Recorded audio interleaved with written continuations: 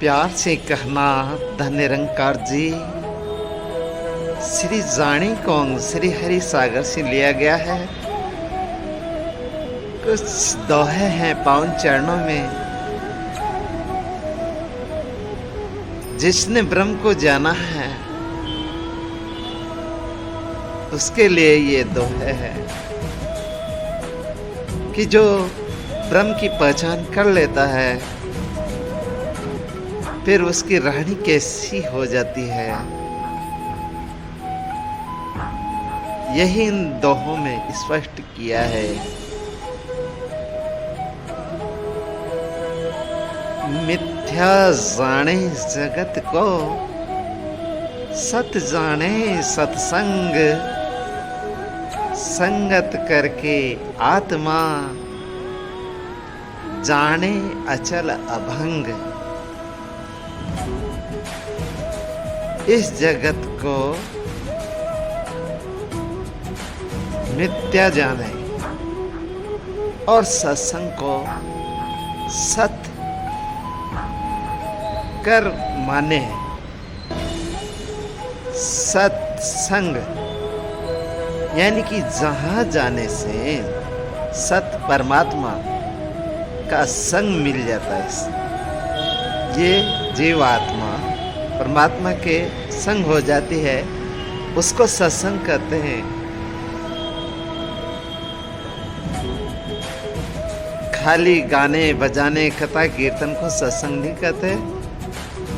सत्संग कहते हैं जहां जाने से यह आत्मा परमात्मा से जुड़ जाती है। धातु सप्त को पिंड यह, रक्त मांस रस भेद, अस्थि मज्जा वीरज लखो, न्यारो आत्म भेद। इस देह को सात धातु का पिंड कर जाने, रक्त मांस रस का इसमें भेद है। अस्थि मज्जा वीरज लखो, न्यारो आत्म देश। इन सब से जो आत्म देश है वो अलग है। इस देह में ही आत्म देश इन चीजों से अलग है। नीर सीर दो मिले, इम आत्म देह एक। हंस नीर तज सीर गह, जानी जाग विवेक। नीर कहते हैं जल को, सीर कहते हैं दूध को। दोनों मिले हुए हैं इस देह में। जैसे दूध और पानी, इसी प्रकार से इसमें आत्मा और ये देह दोनों एक दूसरे से मिले हुए हैं। लेकिन हंस का स्वभाव क्या होता है कि वो जल में से दूध को निकालकर पी जाता है। जाने जाग विवेक, इस प्रकार से विवेक जागृत हो जाता है और आत्मा को भक्त अलग करके जान लेता है। इस देह में रहते हुए भी ध्यान आत्मा में होता है। परमारथ व्यवहार की जान दो जान। परमारथ और व्यवहार की जान यानी कि पहचान, वो दोनों को पहचानो। परमारथ आत्म स्थिति है और शुद्ध व्यवहार पहचान। जो व्यवहार होता है शुद्ध, उससे संत की पहचान होती है, उसके शुद्ध व्यवहार से। परमारथ व्यवहार की जान दो जान, परमात्म आत्म स्थिति शुद्ध व्यवहार की जान। अन आत्म आत्म दहूं तत्व जान इम छाण।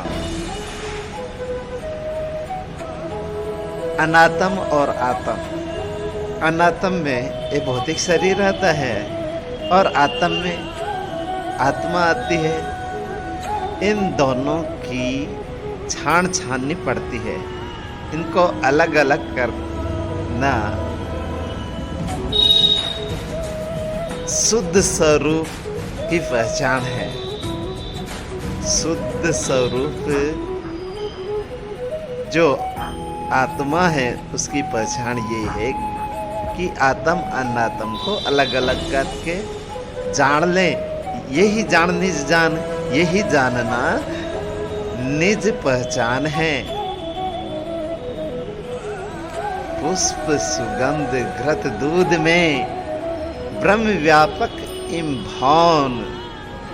निराकार ब्रह्म निज रूप है, यही जान ले मौन।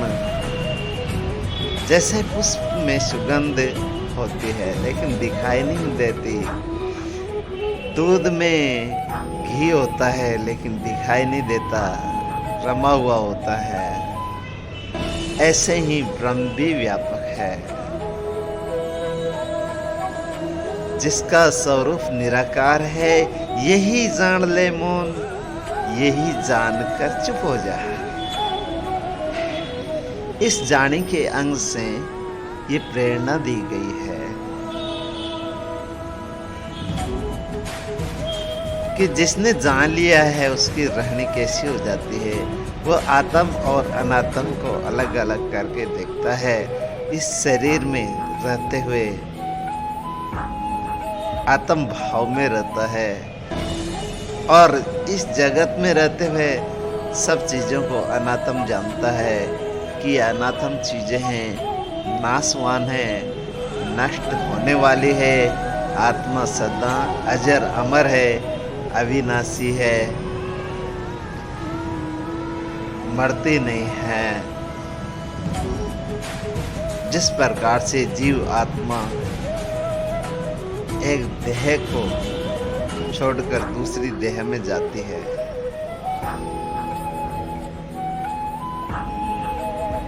लेकिन ये आना जाना ये भी कहा है, ये भी भ्रम है, केवल बीच में ही प्रकट है। सर्वव्यापी है, सभी जगह है। यहाँ है तो वहाँ भी प्रकट हो जाता है। बातें थोड़ी गूढ़ है, समझने की है। आम लोगों को ये थोड़ी अटपटी लगती है। ब्रह्मज्ञानी संत इनको समझ जाते हैं। अगर मेरे शब्दों में किसी को बुरा लगा हो तो क्षमा कर देना। श्री सद्गुरु देव ने बड़ी ही कृपा की है और अभी भी माता सुदीक्षा कृपा कर रही है इस परम तत्व की पहचान करवा के जीव को जगदीश से जोड़ने का काम कर रही है। कई लोग अभी भी भ्रमों में पड़े हैं। मैंने कई वीडियो में इस बात को दोहराया है कि हम स्कूल में पढ़ने जाते हैं तो मास्टर की शिक्षा को देखते हैं, उसके गुण अवगुणों में नहीं उलझते। हम दुकानदार से कोई सौदा लाते हैं तो उसके गुण अवगुणों में नहीं उलझते, सौदा लेकर आते हैं। गुरु के जो अवगुण देखता है वो कभी भक्ति नहीं कर सकता, वो आत्म स्थिति में स्थित प्रज्ञ नहीं हो सकता। इसलिए गुरु क्या करता है ये न देखें, गुरु क्या कहता है ये सुने, समझे, विचार कर चल पड़े। मैं भी और आप भी प्यार से कहना। धन्य निरंकार जी।